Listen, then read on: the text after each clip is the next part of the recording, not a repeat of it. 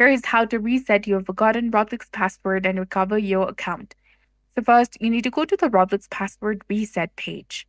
Go to www.roblox.com/password reset.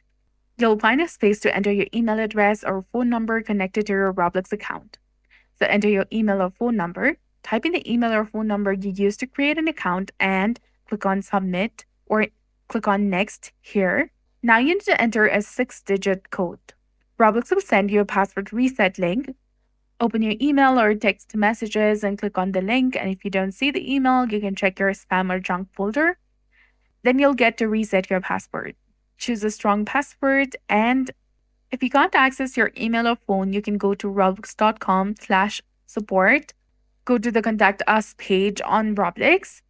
You need to go ahead and enter the correct form of your date of birth, which is set on your account, tap and continue, and you'll get this contact information section where you need to enter the correct form of your username, which is associated with your account, your first name, your email address, confirm the same email address associated with your account, or if you don't have it, you can just leave this field. Then select the device that you're having problem on and also the type of help category.